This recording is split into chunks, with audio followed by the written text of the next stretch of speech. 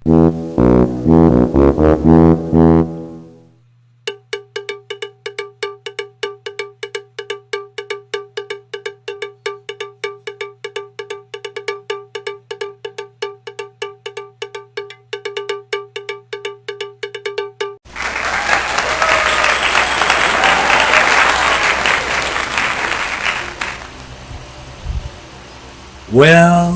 well, well. Narito na naman po tayo. Ito ang inyong kahuntahan, Kuya Clerby po. Ngayon ang tatalakayin natin ay may kinalaman sa ating buhay. Hindi yung buhay na pangkalahatan, kundi yung buhay na meron tayo. Ang sabi nila, ayon sa mga reliyon, sa ibang reliyon, kapag ka namatay daw, mapupunta raw ang kaluluwa o tayo sa impyerno o kaya sa langit. Conforme kung ano ang mga pinagkagawa natin dito sa daigdig. Ang iba naman, lalo na sa pating India at China, ay naniniwala naman sila na kapag namatay daw ang isang tao, ito ay mabubuhay na muli o yung tinatawag na reincarnation. Maaring mabuhay sa halaman, hayop, insekto, o mga anumang bagay na may buhay at maging sa tao.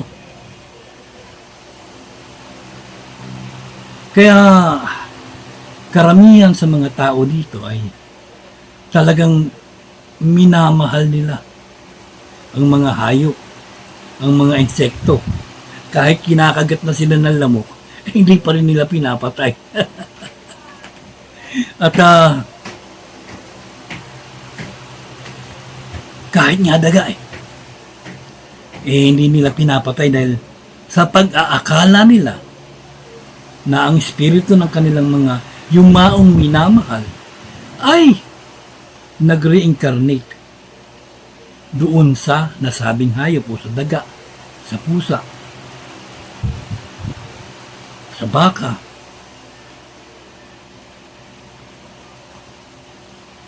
Subalit, kung tatanungin naman natin, yung mga taong nabuhay na muli o yung mga naka-experience ng near-death experience, ang sinasabi nila, karamihan sa kanila, meron daw langit at impyerno. Nakarating daw sila dito. Habang yung iba ay nagsasabing napunta lang daw sila sa hindi nila alam na lugar. Hindi nila maipaliwanag. At yung iba naman yung daw kaluluwa nila ay namasyal. Nagpunta sa kanilang mga minamahal sa buhay, pinuntahan at tinignan. Marami silang na-experience tungkol dyan sa near-death experience. At may nagsasabi pa nga na nakausap nila ang Diyos o nakausap nila si Jesus mismo. Ang problema, paano nila nakilala? O siguro nagsabi, ako si Jesus, parang gano'n. Pero yan ang kanilang mga kwento. Hindi ko yan pinupulaan dahil nire-respeto ko yan. Dahil yan ang kanilang karanasan. O iba naman ay nagkakaroon ng hallucination habang sila ay nakaratay o yung mga hindi na nagigising, na bigla na lamang magigising. Pero ano nga ba talaga ang totoo? Bakit tayo may buhay? Saan nagmula ang buhay? Paano natin to nakuha?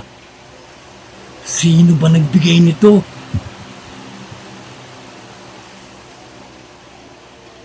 Totoo bang kapag namatay ang isang tao ay tapos na rin ang buhay?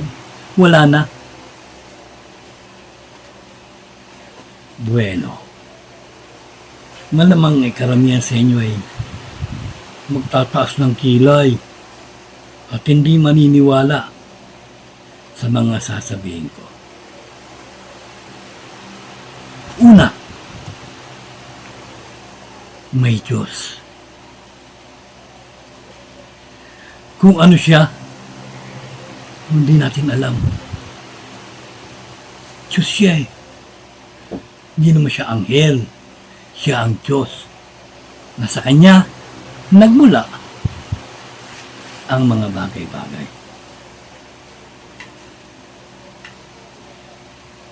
Ngayon, alam nyo ba na sa akin pagkakaalam at ito'y actually sinabi sa akin ng hindi ko alam kung tao o hindi. Pero naikwento ko ito na nakaraang mga issue o mga tawag ito yung pinag-usapan natin.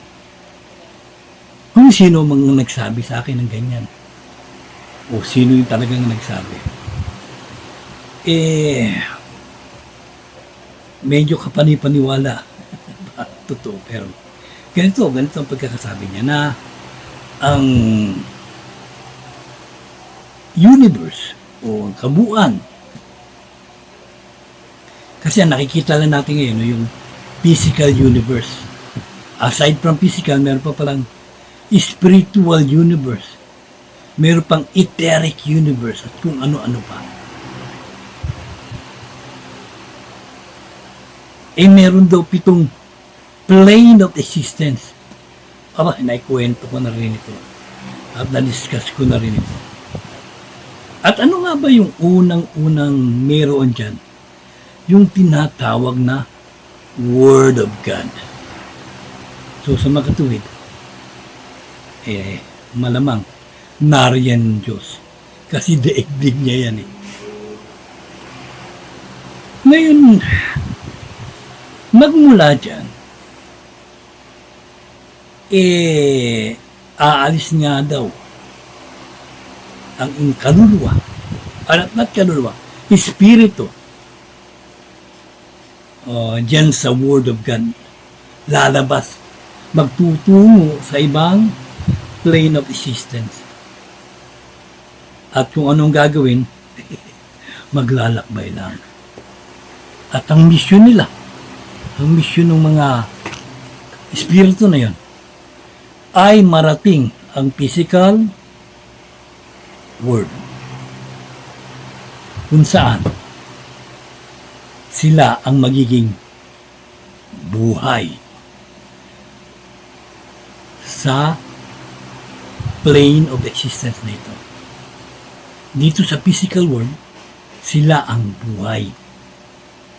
Kaya nga, kung mapapansin nyo, may isang istorya sa Biblia na nagsabing binigyan ng buhay ng Diyos si Adan. At ito'y nagkaroon ng buhay na espiritu.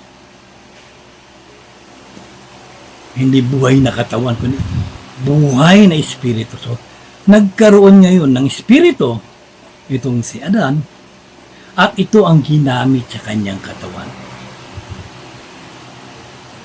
Kaya ito, nagkaroon ng buhay. Ngayon, baka isipin nyo na yung espiritu, yung kaluluwa, o consciousness, o your mind, ay iisa lang. Naku, hindi. Yan ang pinagsama-sama. Mind, soul, and spirit. Upang magkaroon ng isang katawan na gagamitin naman ng physical body dito sa physical world. Alam ko, medyo nalilito kayo at naguguluhan kayo sa mga sinasabi ko. Sa totoo lang, nung una, tuliro rin ako dito. Hindi ko matanto kung ano nga ba yun. Pero, masusi ko itong inintindi. At unti-unti kong napagtanto ang katotohanan. Kaya, ang Espiritu ay siya nating buhay. Sa ating katawan ay narito ang ating Espiritu, kaluluwa, at mind o pag-iisip. At ito, kapag pinagsama yung kaluluwa at mind, ito ang tinatawag na consciousness. Meron ng consciousness, pero walang mind. So, kagaya rin ng halimbawa, mga halaman, may consciousness sila buhay eh. Pero, meron ba silang mind? Siguro meron, maliit lang. Hindi kasi laki ng mind ng tao o kasi lawak ng nalalaman ng tao.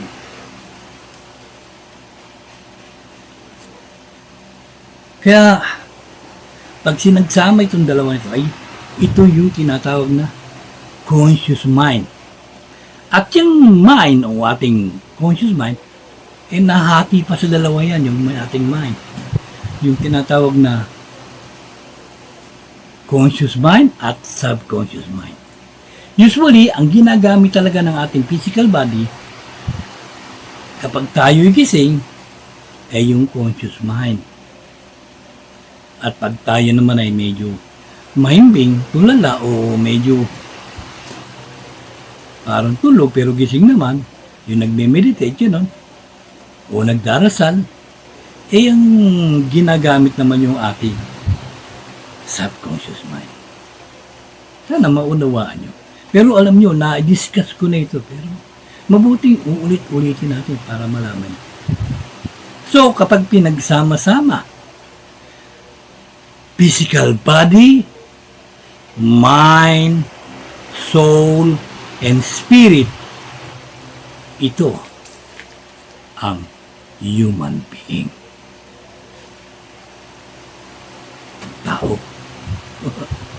Ano nyo? Tao.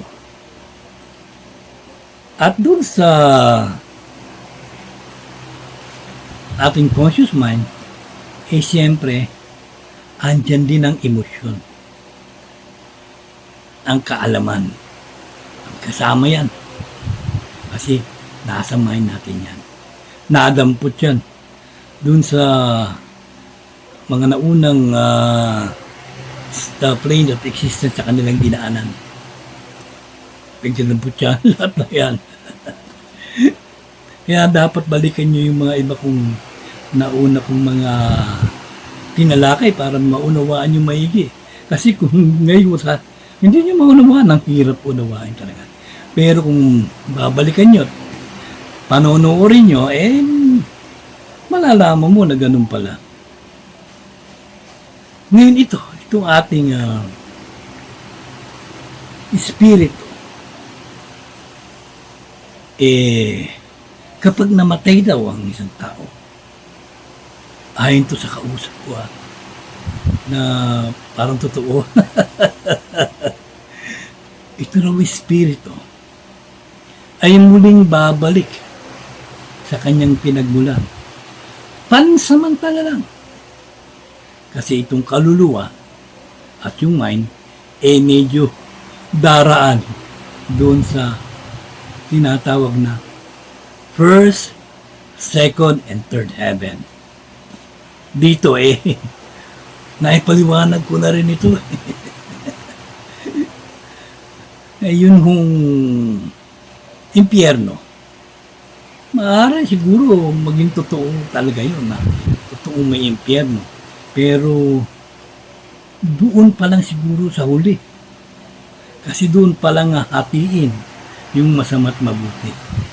Doon ilalagay sa langit yung mga talagang mabubuti at doon naman sa impyerno yung mga masasamang tao. Pero tatawagin ko ang first 7 sa third heaven yan. Kasi nga, dito sa first 7, maituturing itong purgatorio. At kay alam ng mga sinaunang Katoliko. Hanggang ngayon, alam ng mga pari dun sa Roma tungkol dyan. Kaya lang hindi nila sinasabi dahil natanggal yung mga aklat na yun. Pinagtatanggal nila at ilan lang yung lagay nila. Siguro 66 books yung nasa Biblia ngayon. Ang tingin ko 81 pataas na may libro pang hindi nila inilagay. Na yun ang pinag-uusapan ngayon sa internet. Yung mga libro na yan. Na iba-iba rin ang sinasabi tungkol kay Jesus. At sa ibang mga pangyayari doon sa nakatala sa Biblia.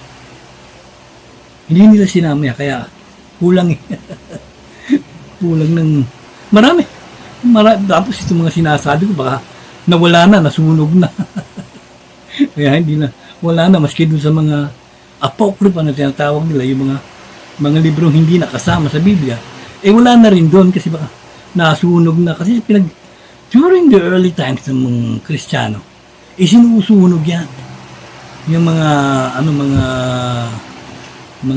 may kinalaman sa Biblia. At itong Ethiopia, itong Orthodox, ito yung parang marami silang naitabing libro. Na, alam niyo pa paano nag-umpisa yung Orthodox? Sa susunod, ikukwento ko sa inyo paano nagkaroon yan. Pero, sabay halos yan. Roma at Orthodox na nagsimula ng Christianity. Pero, magkaparehas sa iba. Marami rin kaparehas dahil yun nga libro doon sa 66. Andun din sa libro niya, andun din sa kanilang libro. Doon sa Orthodox book na Biblia nila. Andun din. Kaya, yung iba, wala dito sa original o yung Bibliang nalalaman o binabasa natin. Kaya, iba, medyo may iba silang mga sinasabi tungkol sa mga resurrection, doon sa yung sa crucifixion, sa pagsilang na muli, sa pagsilang ni Jesus. Marami iba kasi medyo, sabi natin, medyo kompleto, pero hindi pa rin. Kasi nga pinagsusunog noon yung mga kaalaman na yan. Subalit, maraming mga nilalang ang nakapagtabi niyan. At hindi lamang ang mga nilalang na kagaya natin na tao. Maging mga ibang entities alam nila yan. At yan kung minsan sinasabi pa nga nila yan sa tao dahil hindi alam ng tao. Sinasabi nila kung saan matatagpuan niya. Sila nagtuturo kung saan. Kaya natagpuan yung Dead Sea Scroll malamang may bumulong doon. Andun nyo, puntaan nyo. Diba? Puntaan nyo, marami kayo malalaman doon tungkol sa inyong reliyon. Yan. Babalik na uli sa Word of God. Magpapahinga lang doon for a while. Dahil may mga task itong gagawin itong mind and soul, itong ating conscious mind. Babayaran nito yung pinagkagawa nitong mga kalokohan dito sa daigdig. At tatamasain naman ito yung mga ginawa nitong mga magaganda dito sa daigdig. At kapag natapos na nila yun, aakyat din daw ito Sa mas mataas na stage, ito yung third heaven, na doon naman, walang gagawin ng tao, kundi yung ating conscious mind at espiritu, kundi mag-aral. Mag-aral na mag-aral ng mga bagong bagay sa daigdig. Kasi siyempre, pagbalik nila future na So, alam naman nila pag-aralan nila yung nakaraan. So, yung bago. So, yung mapapansin niyo bakit may nakaka-invento ng ganong klaseng gamot. Kasi napag-aralan doon. Bakit alam yung tao yung marunong sa computer, yung mga bata, napakagaling. 7 taon lang, talo pa ako sa paggamit ng cellphone. Isipin niyo yun. Hindi mo tinuturo ka. Pero alam mo, kasi natutunan na nila dun yun sa third heaven eh. Yan. And then, ayon sa sa ikot ng buhay, isisilang daw na muli ang tao. At this time, doon na babalik uli ang ating espiritu upang magkaroon ng buhay ang ating katawan tao. Yang espiritu, yan ang ginagamit na buhay ng ating katawan, physical body. Naunawaan niyo ba? Yan, babalik uli. Ngayon may nagsasabi, yun matotoo yan. Hindi na babalik ang tao. O, alam niyo ba na sa Biblia, merong salitang born again. Pati rin, kung anong kahulugan na ginawa ng reliyon yan eh. Isang sekta. Ang tawag born again na sekta. Na yun ang pagkakaunawa nila doon sa talatang yaon. Pero, pinagdiinan nito ni Kristo doon sa talata na kailangang mabuhay uli ang tao sa espiritu. Tandaan niyo, sa espiritu. So, hindi doon sa napatawad ka. Hindi doon hindi ka naman nabuhay nun. Buhay ka pa rin naman nun. Nabinyagan ka. Ay, hindi ka naman. Hindi ka naman sinilang doon eh. Nabinyagan ka lang. Iba yung isinilang. Iba yung ipinanganak uli. Yun ang nakasaad. At kung ano ba, pero kung ano-anong sinasabi nila doon. Kasi sa ibang talata, kaya nagkaroon ng tinatawag na conflict, sinasabing ang born again ay napatawad, tinanggap si Kristo, o nabinyagan. Yun daw posibleng maging born again. Pero ang totoo doon sa talatang yung sinasabi ko, talagang buhay ang sinasabi. Mabubuhay ka ng muli in real life. Kaya, you cannot enter the kingdom of heaven if you will not be born again. Dahil ang tao marupok, patuloy na nagkakasala. Patuloy na nagkakamali. Hindi ma-perfect. Laging mali. Laging matukso ganun talaga Kasi nakuha yung mga emosyon, mga desire dun sa word of desire, dun sa word of emotion. Kaya ganun. Yun, parang balakit pa nga hindi talaga hindi makuha. Nahihirapan. Kaya dapat, isilang na uli. Hanggang hindi ka napiperfecto at hindi mo nagagawang yung daang patungo sa langit o doon sa Word of God o doon sa Kingdom of Heaven, patuloy kang isisilang. Naunawaan nyo? Patuloy kang isisilang upang lalong mag-evolve ang iyong espiritu, ang iyong soul, ang iyong mind, ang iyong subconscious o yung pagkatao. Ganun. Kaya, patuloy. Nakakatakot nga Bakit ka mo? Abe, wala palang kamatayan. Ang mamamatay lang ay yung katawan natin. Itong ginagamit natin katawan. Pero, in real life, in reality, hindi ka mamamatay. Dahil ang espiritu, paulit-ulit na babalik upang magkaroon ka muli ng buhay at isilang na muli. Ngayon, bakit daw hindi natin alam na tayo isinilang na muli? Eh kasi merong parte diyan sa Word of God na binubura yan ang ating past na experience. Lahat maganda, pangit, mga karunungan, na binubura yan, nililinis pagsilang mo uli. At ito nilalagay sa isang tinatawag na yung kalimutan ko na kung anong isang lalagay. Tapos ilalagay ito dito sa yung sa may likod. Doon sa likod malapit sa batok. At doon andun yun.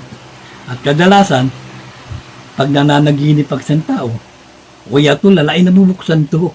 Kaya minsan magugulat ka eh. Nakita mo isa kang hari. O, nakita mo siya kung aso ka. O kaya, bakit ako naririto? Ngayon ako nakarating dito, parang alam ko. Parang nakarating na ako dito pa ulit-ulit. Pero, first time ko na nakarating dito eh, di ba? Paalam mo lahat, bukan mga pasikot-sikot. Kasi nga, galing ka na dun, noon pa man. O kaya naman eh, bata ako galit na galit sa taong ito, wala naman itong kasalanan sa akin. Pero ang totoo, kaya galit ka dun, kasi may ginawa sa yung kasalanan noon yan. Hindi mo na alam kung ano. Kaya galit na galit ka, o hindi, naiinis ka. Hindi ba? O kaya naman eh, ngayon mo lang nakita, gustong-gusto mo na. Parang palagay na yung loob mo sa kanya. Oh, di ba? Parang matagal na kayo magkasama. Parang body-body nga kayo. Pero, bumabalik ito na bumikislap pero hindi, konti-konti lang. Siguro mga alikabok. Pero, nabubuksan ito at nalalaman kung ano yun. At kaya nalalaman ng ibang tao kung bakit na naroon siya. O yung iba naman, lalo na yung mga magagaling na mga psychic na may kinalaman sa kung paano malalaman ang iyong nakaraan, bahagyan nila itong binubuksan. Siguro o ito ang yung nakaraang buhay mo. Maraming gano'n na nasa pagilan na hindi nyo naman nakikita. O hindi nyo naman, hindi ka interesado. Pero merong gano'n na nagagawang tawag ito, malaman ang iyong nakaraan. At makikita mo, isa kang hari o isa kang unggoy. Nung nakaraang buwan, o isa kang daga. Pero ang totoo, kapag nabuhay ka ng tao, hindi ka na uli babalik sa pagiging hayop. Kasi ang buhay o evolusyon ng tao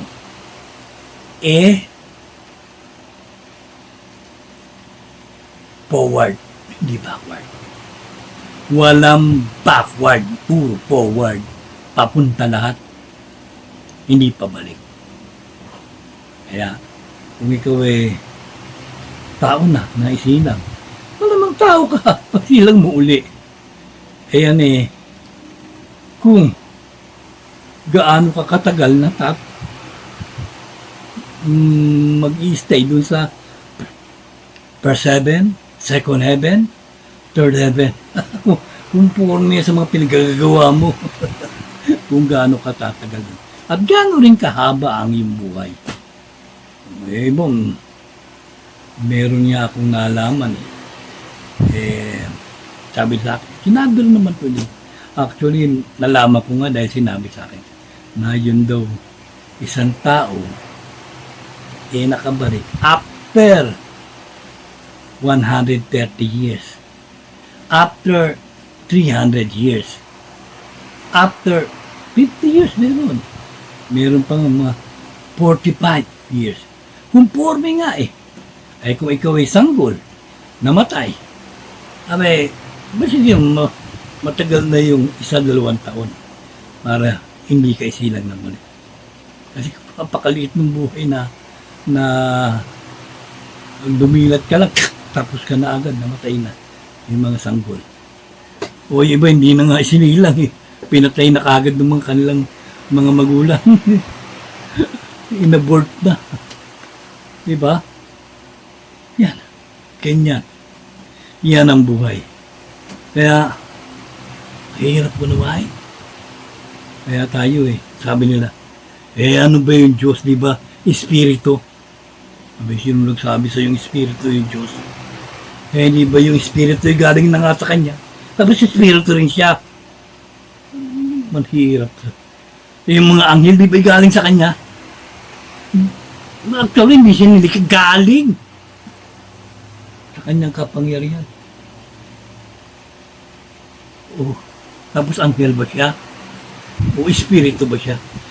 Hindi, mas mataas. Kaya nga ang tawag ni Jesus, Ama. Dahil mahirap i-explain, ipaliwanag kung ano talaga, ano itsura, anong meron ng Diyos.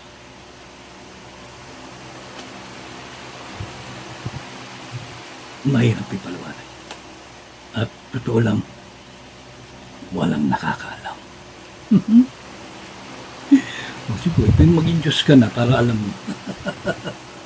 Sabi nung iba, ikaw rin daw ay Diyos at ikaw magiging, ang pagkakaalam ko. Yung mga pino ng mga kaluluwa at talagang maraming pes na at naging ang kanilang spirit, naging purest na. Ayon doon sa kausap ko, magpupunta ito sa Word of God at doon sasama sa Diyos. At ang Diyos daw, tinutulad lang ito. Halimbawa, tulad ng isang tubig sa planggana. At ikaw wari yung isang patak na tubig. Kapag umatak ka doon, kabilang ka na sa pagiging Diyos. Pero, isa ka na lang. Yun na lang. Isang Diyos. Mahirap ano ba pero pag-isipan nyo yung sinabi ko, totoo yan. Kaya, yung nagsasabi, yung Diyos nila magaling. Yung Diyos ng isa hindi magaling. Yun ang mga iba yung nagsasabi, mas totoo yung Diyos nila. Sabi ba? Sa isip lang nila yun. Ang totoo, wala naman siya ng alam talaga tungkol sa Diyos.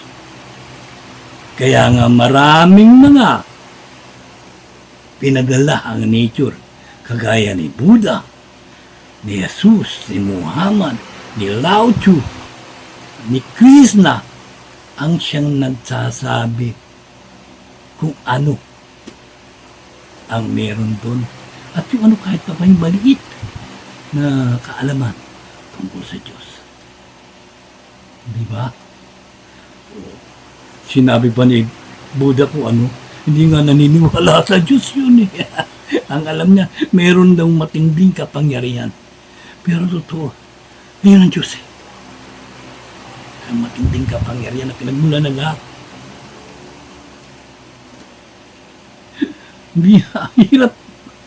Kahit ako, hindi ko matarap yun. Pero nauunawa ako.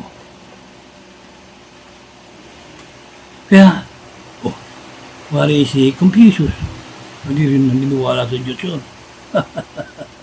Halos pareha sila ni Buddha. Si Moises, naniniwala. Nakakausap pa nga raw niya yung Diyos eh. Di ba?